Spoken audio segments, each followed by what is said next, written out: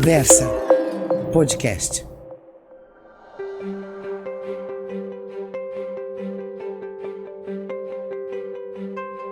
Então, bom dia, boa tarde ou boa noite, dependendo do horário, né, Castilho? Exato. Novamente de volta aqui no Versa Pod Videocast. E hoje trataremos de um assunto... Aliás, eu já vou dar esse spoiler direto, porque a convidada é espetacular. Hoje nós temos uma convidada que é magistrada. Ela é de excelência e é uma excelência. E que trouxe um tema, registro automático descentralizado, que está aqui, ó, nesse livro fantástico, da juíza Renata Blockchain, Renata Barros Souto Maior Baião, que eu carinhosamente a chamo de Renata Blockchain Baião, uma das primeiras estudiosas sobre blockchain aqui no Brasil, talvez na área da magistratura a primeira, e que traz esse tema definindo aqui a evidência, a prova, não, que é o registro automático descentralizado. Até conversávamos aqui também de cadeia de custódia. Enfim, estava um bate-papo, como sempre, muito gostoso. Mas hoje, a juíza Renata, minha xará, está aqui junto com a gente, né, Castilho, para bater um papo sobre essas questões e outras também muito relevantes na área da tecnologia e do direito. Então, temos uma juíza conosco hoje, né, Castilho? Perfeitamente. Muito obrigado, Renata, né, pela sua participação aqui com a gente. Renata, uma satisfação estar com você sempre, né, aqui no nosso Versa Podcast. E eu acho que hoje esse assunto tem muita relação com a sua área de atuação, né, com a Renata, que, digamos, talvez a maior especialista da área no país, né? Então, assim, vocês eu acho que vão ter muito mais interação para falar do tema. E eu queria só começar perguntando, Renata, um pouquinho da sua carreira, como que foi a sua trajetória na área jurídica e por que você se enveredou para essa área? Eu sempre fui nerd. Sempre. Mas, enfim. A gente começa a pensar sobre tecnologias, principalmente nos concentrando naquilo que a tecnologia facilita a nossa vida. E advoguei por 8 anos. Fui advogada num provedor de internet no início dos anos 2000, quando nós ainda não tínhamos os contratos de colocation, de data center, de e-commerce. A coisa estava começando a bombar no Brasil e eu já fazia parte do jurídico desse provedor de internet. Então, foi uma forma de reunir os dois universos. Sempre fui professora. Minha primeira profissão foi como professora e depois de um determinado momento, eu entendi que era a hora de eu me dedicar aos estudos para a magistratura. Carreira que conquistou o meu amor na época que eu era estagiária lá no Tribunal de Justiça de Santa Catarina. Fiz o concurso, passei aqui em São Paulo, em 2012 tomei posse e desde então eu venho exercendo essa carreira que realmente me enche o coração, porque de fato é uma carreira muito desafiadora, mas ao mesmo tempo muito gratificante. Só que a nerd dentro de mim, ela não deixa de existir porque eu passei num concurso para uma carreira jurídica. E claro, depois que eu me adaptei à própria rotina da magistratura, eu disse, ok, é hora de estudar esse Bitcoin, né? Que na época também vinha estourando e começava a receber a atenção da mídia. E eu precisava entender como o Bitcoin funcionava, porque eu não queria ser apenas uma pessoa que ia repetir todas aquelas notícias que vinham surgindo, eu queria entender o que aquilo significava, e eu me deparei com blockchain, que permite que as criptomoedas e os criptoativos funcionem. E aí realmente eu decidi estudar a fundo, fiz curso de programação em blockchain, Solidity, para entender os smart contracts, para realmente ver como ele funcionava. E aí, quando eu resolvi fazer um mestrado, me pareceu um caminho natural juntar blockchain e direito e tentar entender como os dois interagem entre si. Porque dizer que os criptoativos, as criptomoedas desafiam o status quo é muito fácil. Mas eu queria saber como que os dois iam contribuir entre eles. E me parece que dentro do direito, a utilização do blockchain como fonte de prova é extremamente relevante num mundo cada vez mais digitalizado. Nós mudamos a forma como nós nos relacionamos por meio de WhatsApp, Instagram, a forma como nós fazemos contratos, a forma como nós criamos novas relações jurídicas tem sido cada vez mais digital. Até o dinheiro vem constantemente se digitalizando. E como é que o profissional do direito produz prova nesse caso de um contrato? Bom, os processos já me revelavam a resposta por meio da ata notarial. Fui fazer um levantamento dos emolumentos. E se a gente quiser preservar um conteúdo veiculado em meio digital, aqui em São Paulo, o valor mínimo de 2022, da primeira página, uma página só, é R$ 540. Pensando na disseminação dos negócios, eu fui atrás das ferramentas que preservam conteúdo em blockchain e eu encontrei ferramentas cuja preservação da prova digital custaria R$ 25. Ou seja, eu tenho uma prova autenticável, preservada, com validade jurídica, sim, que pode ser facilmente trazida ao processo, e aí eu queria justamente me aprofundar na natureza dessa prova. Então, assim, quando a gente olha para ela, para esse registro desse conteúdo digital, dentro do processo, o que ele é? E aí, fazendo até um comparativo com a ata notarial, as atas notariais têm natureza híbrida, de documento e testemunho.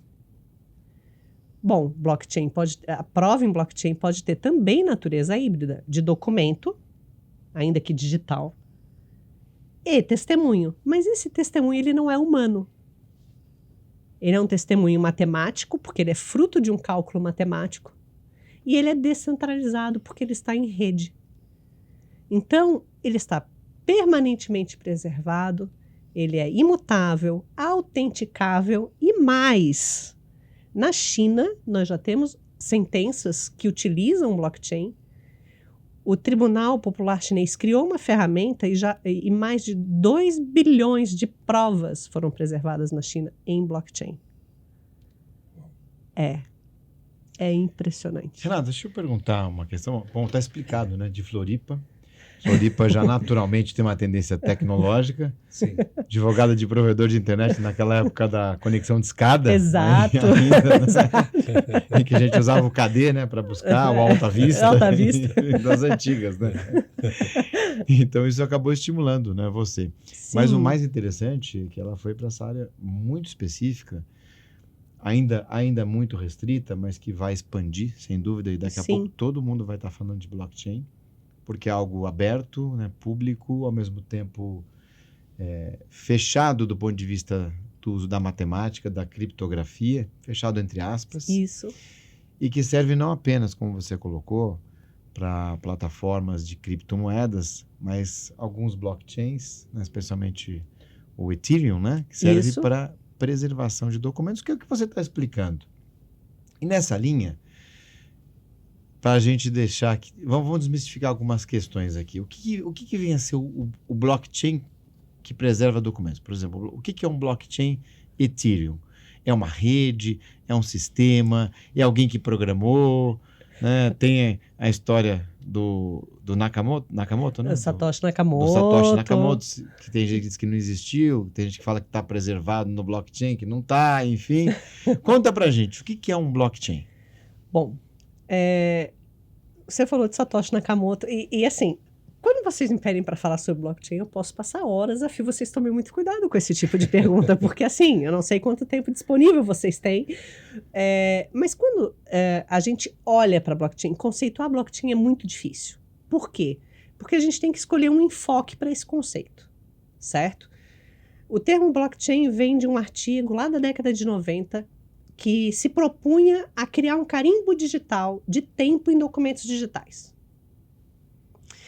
E hoje em dia nós temos como um conceito técnico um encadeamento de blocos criptograficamente encadeados em ordem mais ou menos sequencial. Só que isso também não deixa muito claro. A gente consegue ter uma ideia que existe uma estrutura que é um bloco, mas para a gente que é de humanas isso é muito vago. Mas a estrutura de um bloco é um critério de segurança, e aí vocês vão ter que acreditar em mim, senão nós vamos ficar aqui até depois de amanhã. E esse encadeamento cria essa imutabilidade desses registros, dessas transações. Bom, as pessoas falam assim, de repente um belo dia Satoshi Nakamoto criou o Bitcoin. Não é bem assim. desde a década de 90, já se procurava uma forma de dinheiro digital. Porque vamos pensar um pouquinho sobre a forma como o dinheiro se comporta.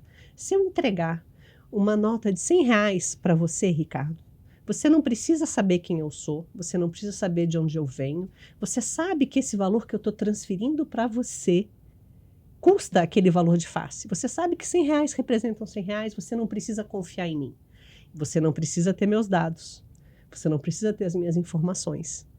E Milton Friedman, né, com a sabedoria que um prêmio Nobel em ciências econômicas normalmente possui, deu uma entrevista que está disponível no canal dos pagadores de impostos, da Associação Nacional dos Pagadores de Impostos, dizendo o seguinte: isso na década de 90, o que falta para a internet é um dinheiro digital, ou seja, uma forma de transferir valor de A para B, sem que B precise saber quem é A e sem que A precise saber quem é B. Porque é isso que o dinheiro faz. Ele nos traz a confiança naquele valor que está sendo transferido sem a necessidade de um intermediário. Só que atualmente todas as nossas transações financeiras, exceto aquelas com criptomoedas, são realizadas por meio de intermediários, sejam instituições financeiras, sejam meios de pagamento e assim por diante, para fazer esse controle de informações. E vamos lá, nós estamos na era da LGPD, da GDPR. Controle de informações é caro, é difícil, tem um preço, tem um custo. Porém, desde então, vários meios de dinheiro eletrônico para ser utilizado na internet vinham sendo buscados. E em 2008, Satoshi Nakamoto, durante a crise financeira, em 31 de outubro de 2008, ele divulga o artigo, né, Bitcoin, um sistema de dinheiro eletrônico ponto a ponto, resolvendo esse problema matemático e me comprovando por meio de registros imutáveis, transparentes e disponíveis em rede, que essas são propriedades que a blockchain atribui, que aquela transação foi feita ponto a ponto, de forma correta. E a gente sabe que isso foi feito corretamente porque existe um cálculo matemático que afiança isso. E um cálculo matemático que pode ser replicado. Que é a criptografia. Que é a criptografia, que é a utilização de mecanismos de hashes para isso. Que inclusive dá a perenidade e a integridade da estrutura. Exatamente. E nessa estrutura de blockchain, uma coisa que sempre chama muito a atenção, se existe ou não o Satoshi, enfim, não só a questão das moedas, mas o que a gente pode guardar nesses blockchains, preservar nesses blockchains? O que é possível? Bom, como o caminho começa pelas moedas, logo em seguida a gente começa a pensar sobre o que tem valor. O que eu tenho valor em meio digital? Que tipo de informação eu quero que seja imutável, transparente, auditável? E que tipo de valor eu quero poder transmitir diretamente em meio digital? E isso cria um universo extraordinário de ativos, e aqui eu estou utilizando ativos de forma genérica, porque, veja, eu posso pensar num padrão de identidade. Eu posso pensar no voto como um valor democrático que pode estar numa blockchain. Eu posso pensar em dados de saúde, evitando que, por exemplo, prontuários médicos se percam ou até mesmo registros de vacinação. Inclusive, tem uma solução brasileira chamada My Health Data, que é justamente para perenizar registros de vacinação, evitando redundância de exames, evitando uma série de desperdícios, cadeia de suprimento. E aí a gente consegue pensar, até já que essa informação está disseminada, eu posso parar de pensar numa noção de cadeia e começar a pensar numa rede de suprimento. Então, qualquer tipo de documento digital eu posso, em tese, preservar num blockchain. Exato. Pode. Aberto ou fechado o blockchain? Né? Aberto ou fechado, aí são opções de design de acordo com a natureza da informação que se pretende preservar.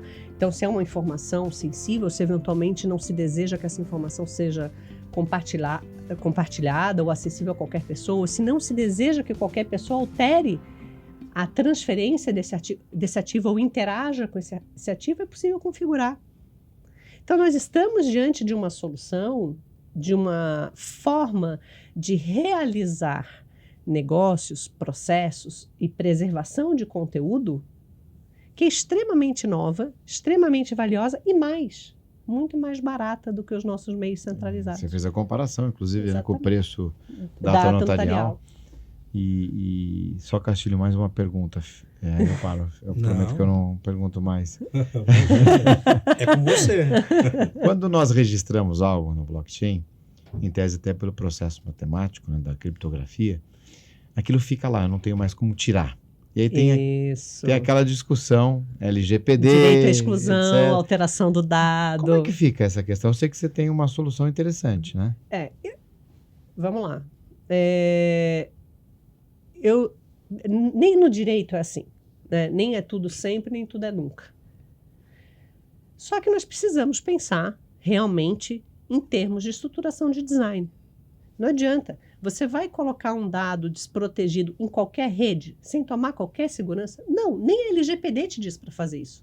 Na verdade, a LGPD trabalha justamente com critérios de governança, de segurança e assim por diante.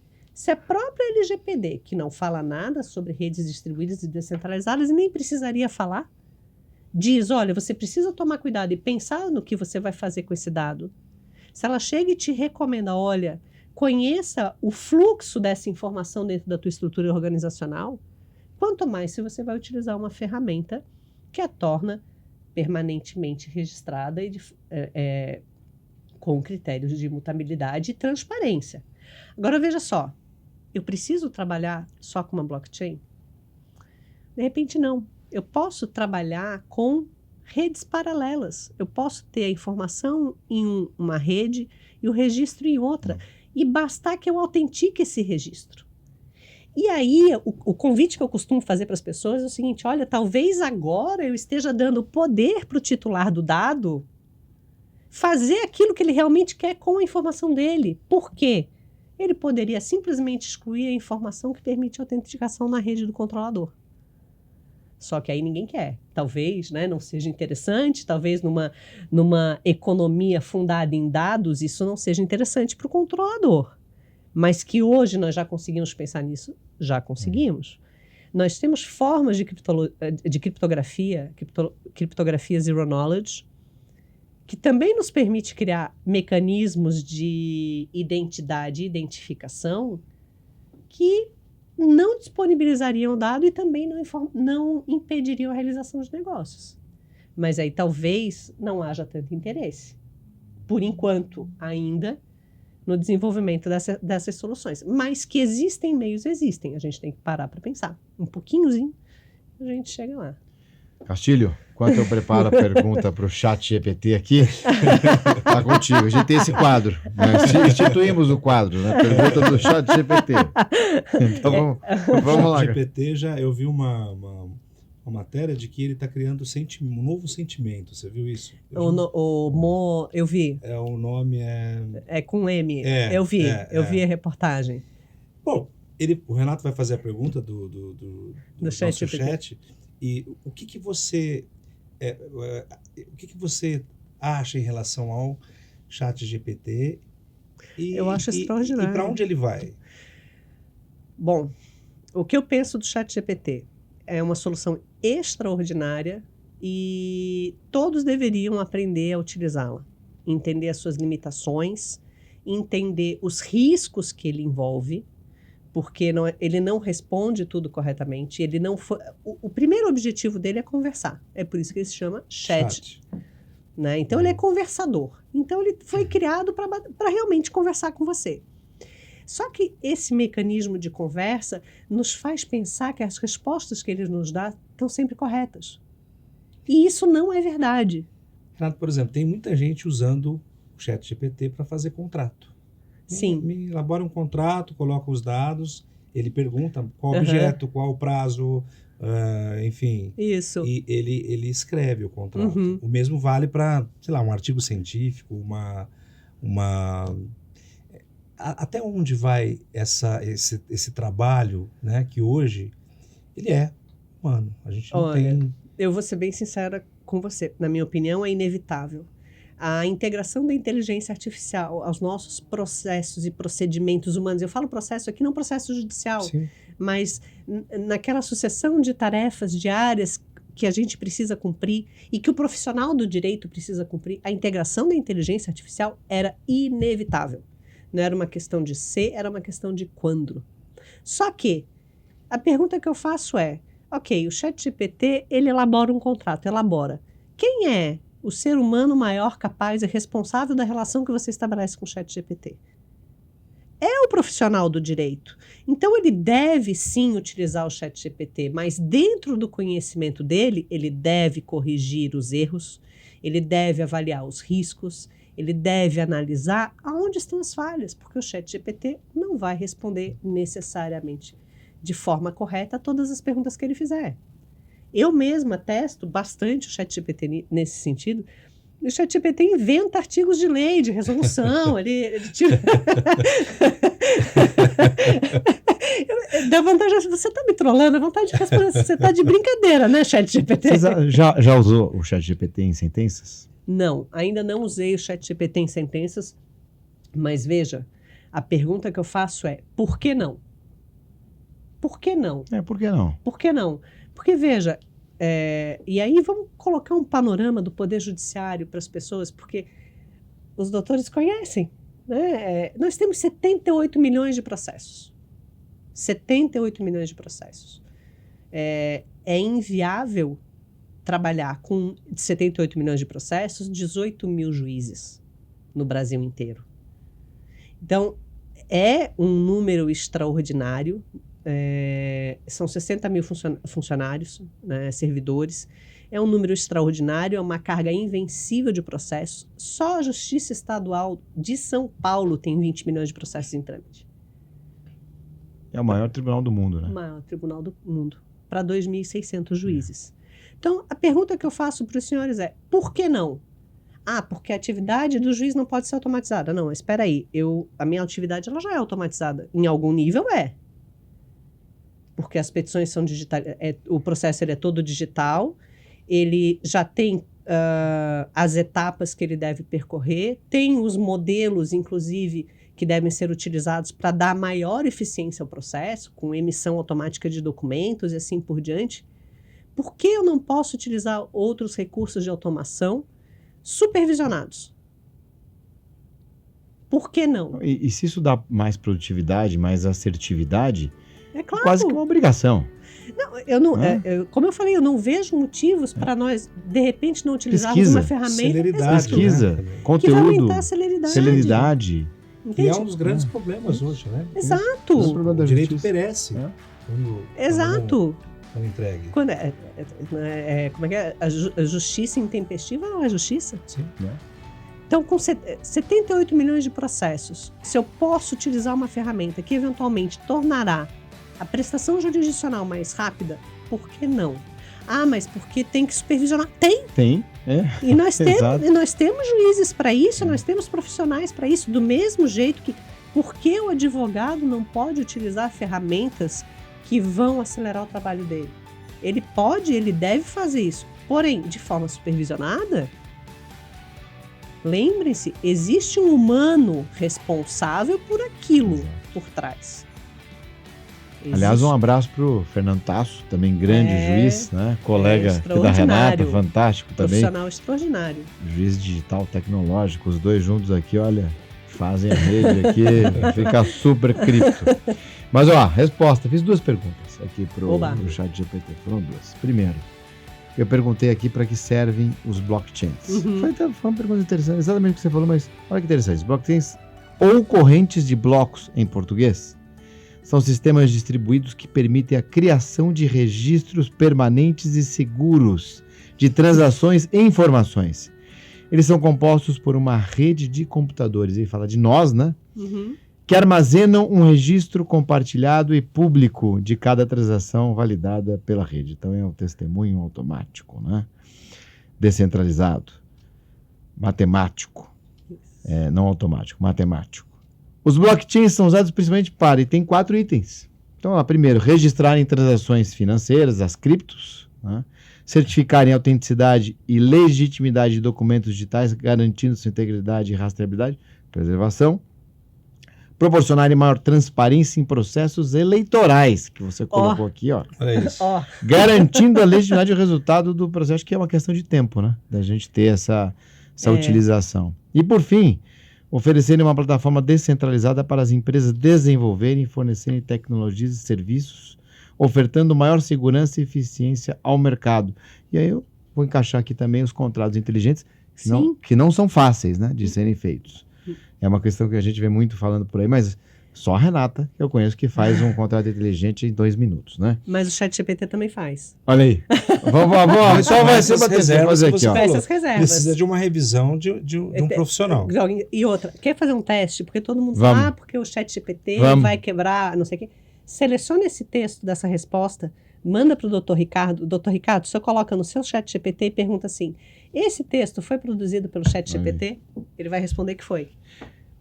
E ó, vou fazer Ele isso. pega o plágio. Enquanto isso, Ele pega o plágio. eu perguntei também quem foi o Satoshi Nakamoto. Ele disse que foi o nome utilizado pelo autor ou autores do artigo original que apresentou a tecnologia do Bitcoin em 2008, como a Renata falou, bem como o criador do software original do Bitcoin. No entanto, até hoje a verdadeira identidade ou identidades por trás desse pseudônimo é desconhecida.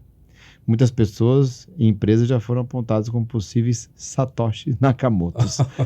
e por aí vai, né?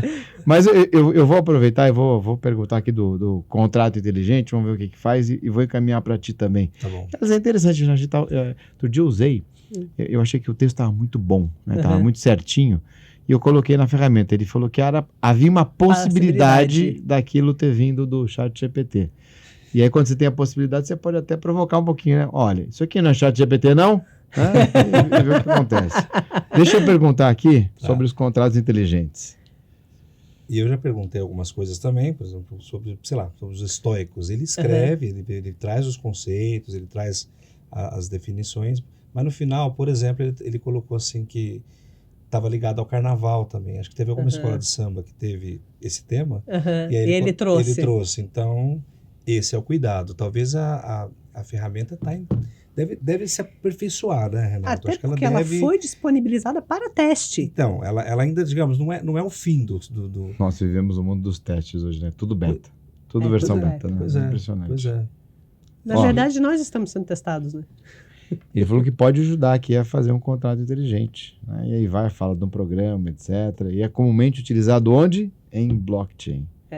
E aí fala do Ethereum, etc. Olha, tem tudo aqui. Então hoje não foi uma pergunta, foram 3 perguntas aqui pro ChatGPT. E aproveitando, deixa eu perguntar para Renata. Renata, eu lembro que eu como filho de magistrado também, meu pai sempre gostou de tecnologia como juiz, e a gente conversava sobre isso. Então ele falava, olha, tudo que é novo, sempre há uma resistência natural do Poder Judiciário. Natural. Parta dessa premissa, ele falava.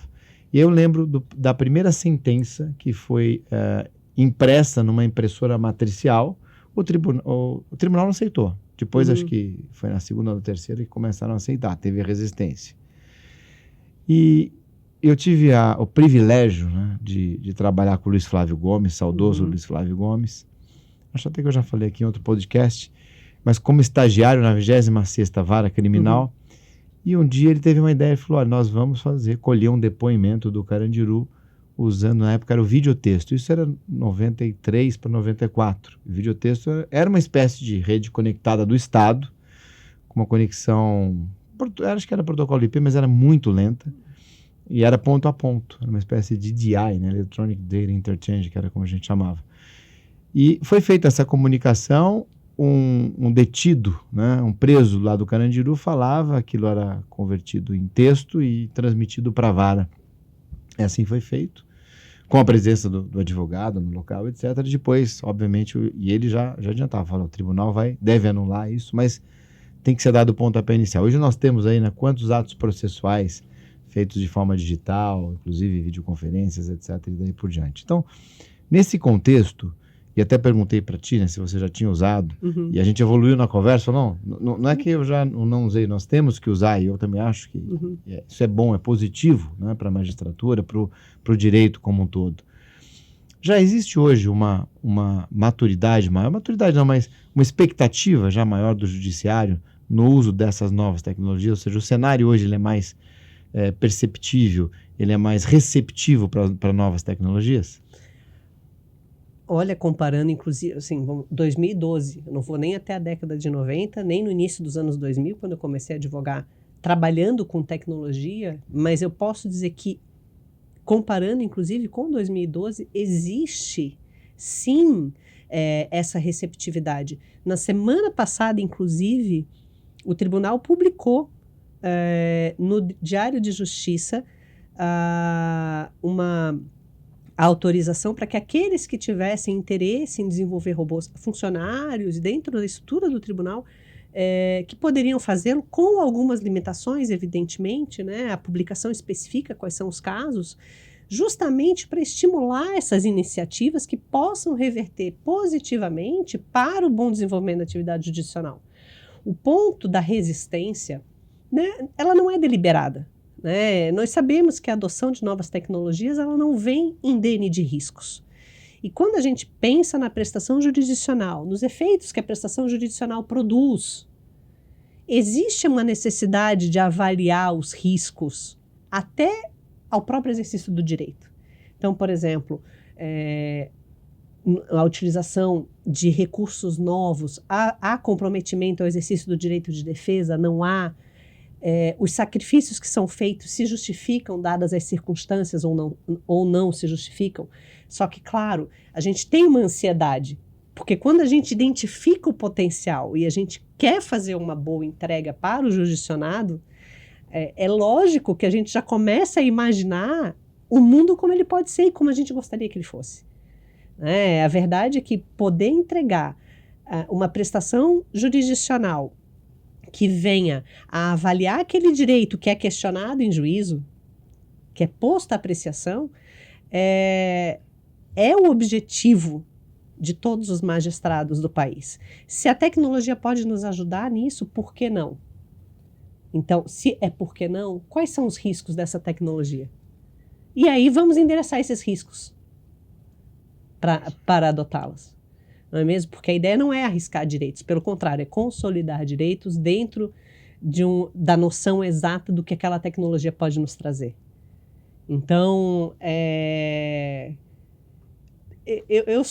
eu adoro tecnologia, eu sou uma entusiasta da utilização dessas ferramentas. Então, quando eu penso em como isso pode nos ajudar e como isso vai refletir para as pessoas, né, futuramente, eu não consigo deixar de ser otimista.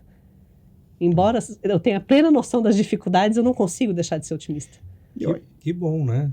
Porque a gente normalmente... Agora, por exemplo, eles pediram para suspender as pesquisas da inteligência artificial por 6 meses. E, claro, se é uma coisa boa, com esses dados que você trouxe aqui, 78 milhões de processos aqui do nosso país, é humanamente impossível. Então, a tecnologia ela tem que vir nessa mão de auxiliar. Acho que eu não tenho dúvida. E teve resistência, Renato, quando começaram a implementar, transformar os processos físicos em eletrônicos. Já tinha uma dificuldade, sobretudo na magistratura, que magistrados conservadores que não estavam ainda... Eu me lembro que na época eu fazia crédito na PUC de doutorado, e eu tive aula com o Manos, falecido professor Manos, e ele era, acho que, presidente do tribunal na época, né? E o meu seminário foi sobre isso, né? Ele falava, eu não tinha ideia disso, mas você tem razão, que isso vai otimizar. Existiu sempre uma resistência em relação a aceitar essa tecnologia. E agora, muita gente está com medo de perder emprego, muita gente tem medo de que essa tecnologia possa, né, substituir o humano. E não, né? Acho que tendo esse olhar de que ela é uma ferramenta para boa utilização, para maximizar a prestação jurisdicional, por que não, né? E até em cima disso, olha como... a gente está falando disso já há um mês, né, aqui no Versa. Sim. Talvez até um pouco menos, umas 3 semanas. De lá para cá, então 2 notícias importantes. Na quinta-feira, um sujeito se matou, se suicidou, porque a ferramenta recomendou, não dolosamente, mas pela interpretação da programação, que ele se matasse, a pessoa se matou. Então, olha a responsabilidade e a necessidade de uma regulação, que impacta. Sim. E também na sexta passada, na quinta, aconteceu a notícia na sexta, a Autoridade de Proteção de Dados, a Garante della Privacy italiana, Sim. determinou o bloqueio, né, do ChatGPT pelo descumprimento da GDPR e das normas italianas de proteção de dados, inclusive. E eu perguntei, acho que até aqui no podcast, como é que nós desligaríamos o ChatGPT. Ele falou, olha, eu não consigo me autodesligar. Eu falei, mas e se eu conseguir uma ordem judicial e mandar lá para a OpenAI, né, nos Estados Unidos? Ele falou, eles têm condição, sim, de fazer essa limitação e eventualmente até desligar. Então, olha como a tecnologia está rápida. Nós começamos a falar dessa ferramenta, das polêmicas, do uso, e agora já estamos falando no fechamento, no bloqueio e nos riscos disso tudo. Em 3 semanas. Sim. 3 semanas. E eu perguntei para a Renata da questão do judiciário, se já está, né, mais receptivo a essas novas tecnologias, e de fato tá. Quanta coisa, né, Renata? Eu adoro. É um grande momento para estar vivo. Poder presenciar todas essas transformações é algo assim que me entusiasma de maneira inevitável. Agora, sem sombra de dúvidas, essa carta aberta, ela é um grande ponto de reflexão. Porque o entusiasmo, que é um entusiasmo que eu sinto, ele não pode vir sem a reflexão necessária. Porque sim, empregos serão transformados. Serão transformados. E nós precisamos refletir o que nós vamos fazer a partir disso. Porque é inevitável. Se nós pararmos para olhar ao nosso redor, quantas lanchonetes, por exemplo, já utilizam cardápios automatizados?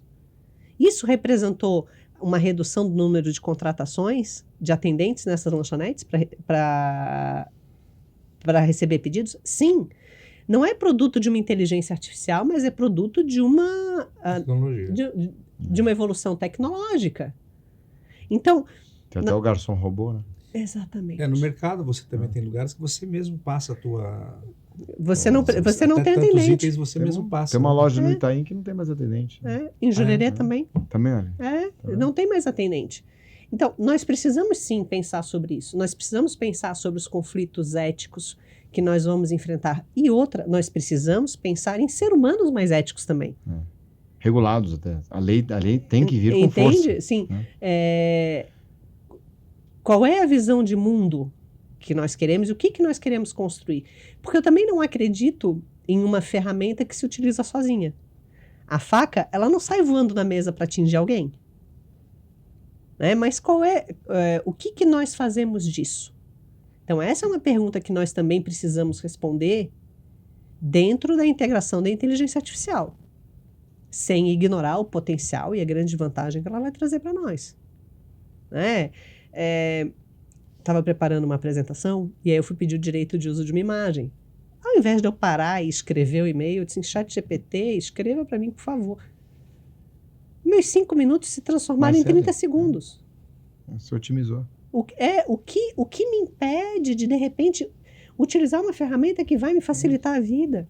E aí o que a gente faz? A gente verifica, confirma, Adapta, né? Talvez melhore um pouquinho. Na verdade, são mais recursos que a gente recebe. Né? No menor tempo, e aquilo fica mais bonito, com mais conteúdo, mais robusto. Exato. E aí vai, né?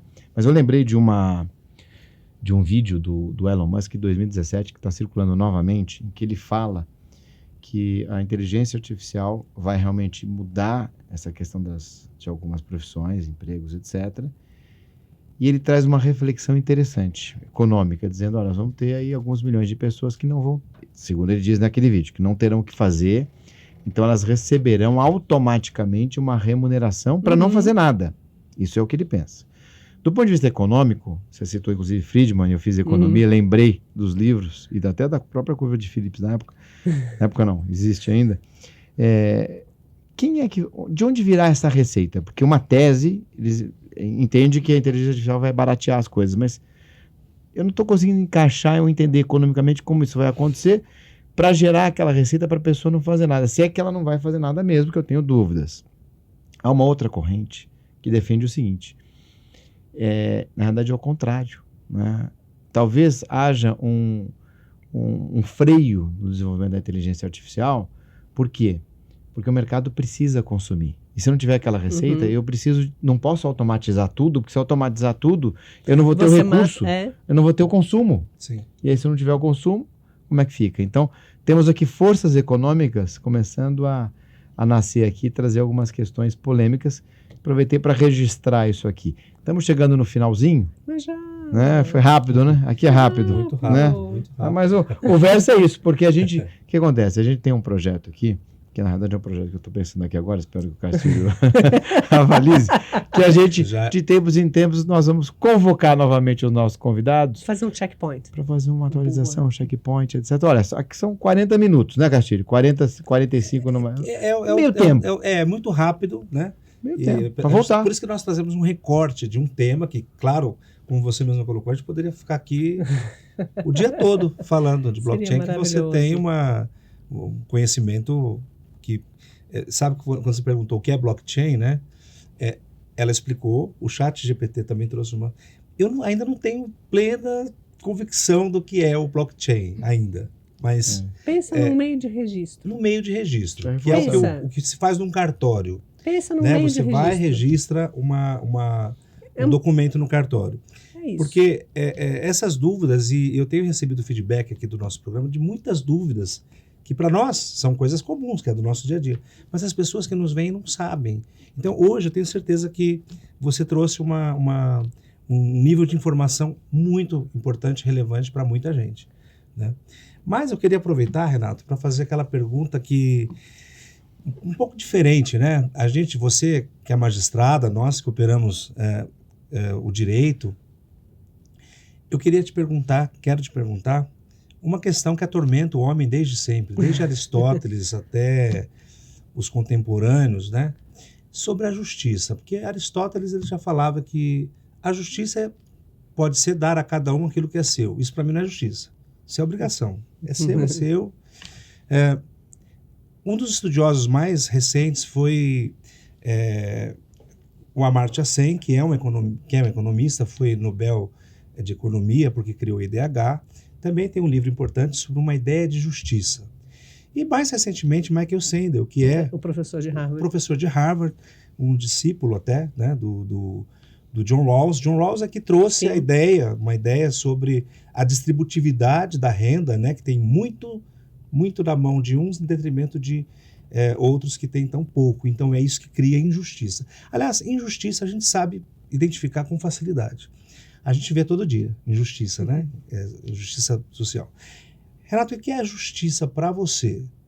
Justiça é um sistema? O que você... Responda com a tua alma. O que é a justiça?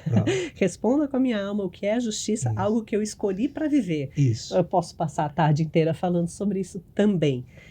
Mas como eu sou juíza, eu não posso ignorar que existe uma estrutura que é organizada dentro do Estado, que tem uma eleição de valores que acontece por meio de um contrato social, de uma divisão de poderes, cada poder com a sua função, e essa estrutura que ela deve ser observada. E eu digo isso por quê? Porque, claro, estamos aqui falando sobre tecnologia, sobre blockchain, sobre inteligência artificial e assim por diante, mas dentro da minha atuação, eu tenho que observar certos parâmetros legais, normativos, principiológicos, que eu não posso ignorar. Não posso chegar e dizer assim, olha, isso aqui é injusto e eu vou contra a lei porque isso é injusto. Isso eu não posso fazer. Olha, eu vou contra a Constituição porque isso aqui é injusto. Isso eu não posso fazer. Então, a minha noção profissional de justiça, ela é essa. Agora, quando a gente pensa numa noção pessoal de justiça, essa pessoalidade desse conceito de justiça, ele vem junto com um conjunto de valores pessoais também. Nós não conseguimos pensar em o que é a justiça se a gente tem um princípio de valor, aquela noçãozinha inicial do que é certo e do que é errado. Né? E é como você disse mesmo. Aliás, você fez uma apresentação sobre o conceito de justiça que dava para ficar escutando a tarde inteira aqui, não é mesmo? Vem com esse parâmetro de valores, esse juízo do que é certo e do que é errado, que realmente nos mostra onde está a desproporção de uma determinada situação de fato, de uma determinada situação concreta, dentro de um conjunto maior das coisas. E isso é grave, né? Isso é muito sério, isso gera um desconforto muito grande. Não para menos que eu fui fazer né, fazer concurso para juiz, porque eu não sei lidar com injustiça. Então, quando eu vejo essa desproporção, de fato me causa uma situação de inconformismo que acaba sendo até pessoal mesmo, né? E eu tento resolver isso por meio do exercício da atividade jurisdicional dentro dos parâmetros legais, normativos e principiológicos. Então, assim, né, eu não vou tanto no pessoal porque justamente em razão da atividade que eu desenvolvo, né, eu não posso ir contrariamente a toda uma estrutura normativa. Perfeito. Muito obrigado, Renata. Não, mas Muito obrigado. eu fugi da pergunta, eu sei, mas é porque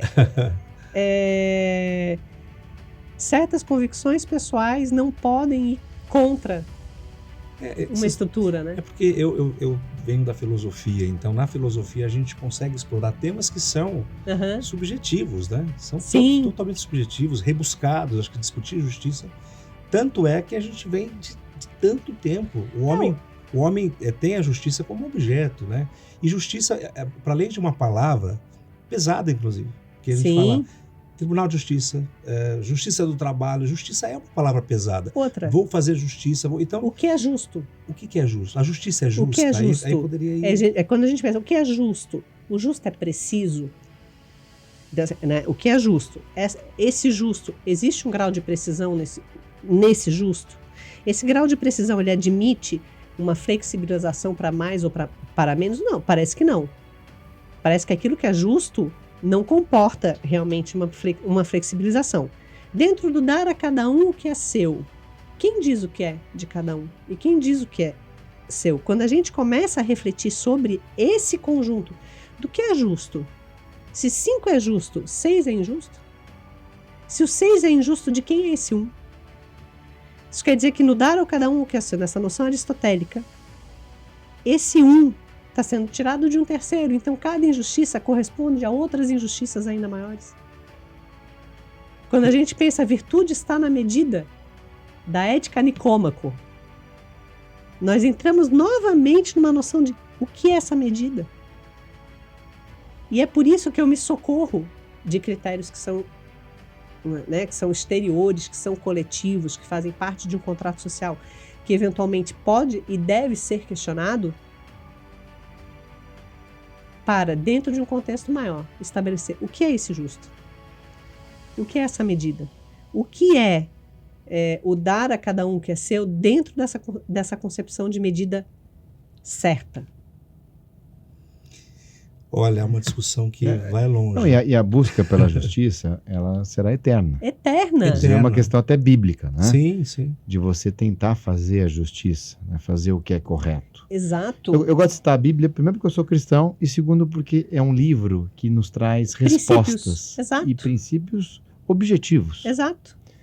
Mas a justiça, olha que interessante, eu estava pensando aqui, vocês estavam discutindo em altíssimo nível, quantos profissionais aqui no Brasil nós não temos trabalhando com a justiça? Então, o Brasil hoje é o maior país do mundo em número de advogados. A jurisprudência, a formação de julgados, né, de pensamentos, de decisões no mesmo sentido para tentar se buscar um pouco dessa justiça. A evolução disso tudo, falamos aqui de sistemas informatizados, o juiz robô, não tocamos nesse assunto, mas ele vem à tona, tentando amarrar tudo isso, é tão subjetivo, complexo, contextual, moral, que a questão de justiça, tem até um programa, a questão de justiça, eu acho que jamais admitirá uma automatização. Não vai ser possível. E Renato, acho que você traz um elemento fundamental, que é a busca da justiça. Não é o fazer justiça, é o buscar justiça. Porque justamente ela vem tão rica, ela é um valor tão perseguido, é um valor tão alto, tão elevado, que cabe a nós constantemente buscarmos esse valor. Né? É a busca pela justiça, na verdade, muito mais do que fazer justiça ou do que dizer a justiça, né? Da jurisdictio. É muito mais do que isso. É muito mais do que isso. E como é bonita a nossa profissão, né? Maravilhosa. De alma, né? Exatamente, exatamente. É uma profissão que persegue e tenta trazer o mais próximo do que seja justo, né? Eu tenho uma concepção dentro de tudo isso que a gente analisa, né? sobre a justiça, que justiça é também uma sensação. Quando você disse, Renato, que a nossa consciência nos diz o que é certo e o que é errado. Isso vem com a nossa condição humana, né? Então nós sabemos o que pode e o que não pode, né? A gente fala com o nosso travesseiro todo dia. Exato. E eu acho que a justiça está muito ligada a isso, a uma questão da nossa consciência. E aí, fugindo do tecnicismo, do próprio sistema formal do direito, né? Mas justiça, depois de tudo que eu tenho estudado, né, esses anos todos, eu tenho atualmente 5 alunos que são magistrados no doutorado, né? E essa discussão, por exemplo, cada um deles teve uma noção diferenciada sobre a justiça, né? Saindo um pouco aqui a aula de filosofia não precisa trazer o judiciário, então é muito interessante, mas no final, e aí é uma posição minha, eu acho que justiça é muito próxima do que é o amor, diferente do que seja, por exemplo, essa palavra pesada, porque só quem ama consegue compreender, perdoar, consegue exercitar, e justiça tem que ser uma coisa boa, uma coisa que traga consigo essa noção, né? Então o amor o sentimento também, que acho que cada um de nós tem, é o que mais se aproxima na minha visão sobre justiça. Estamos na semana da Páscoa, né? Estamos gravando aqui, semana pré-Páscoa, o julgamento de Jesus. O juiz absolveu e uma parcela do povo condenou.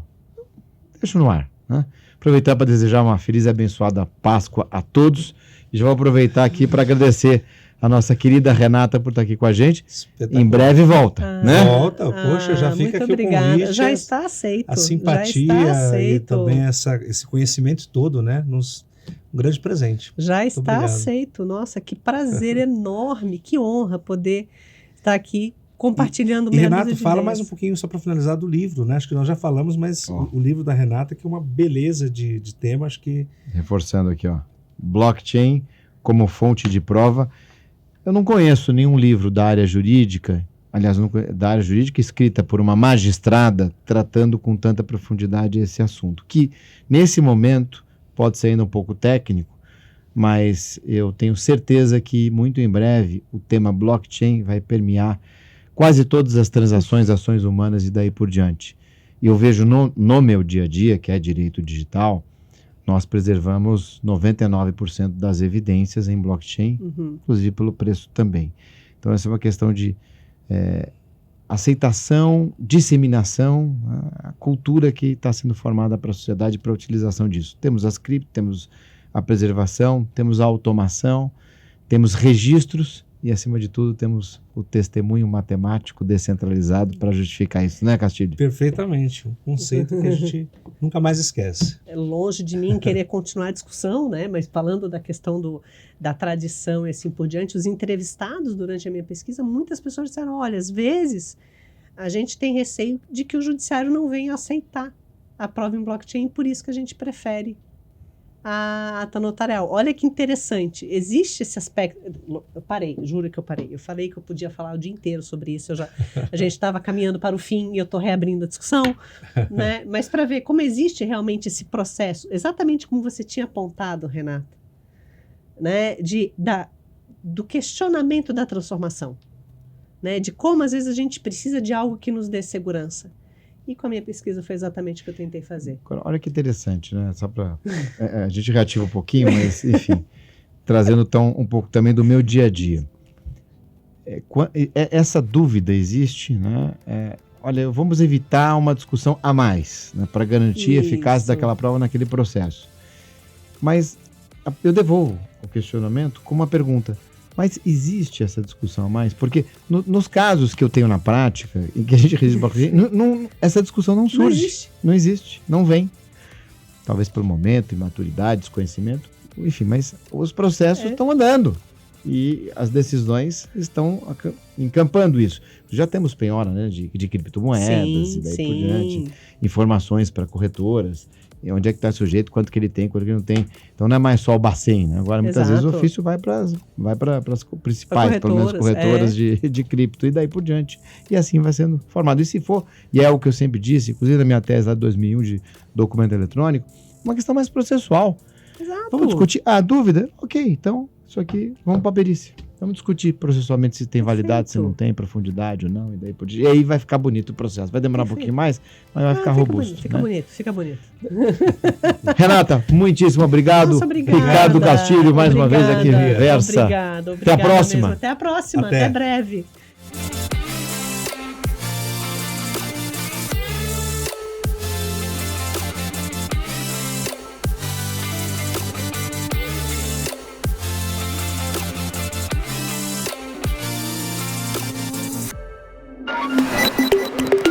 Versa Podcast.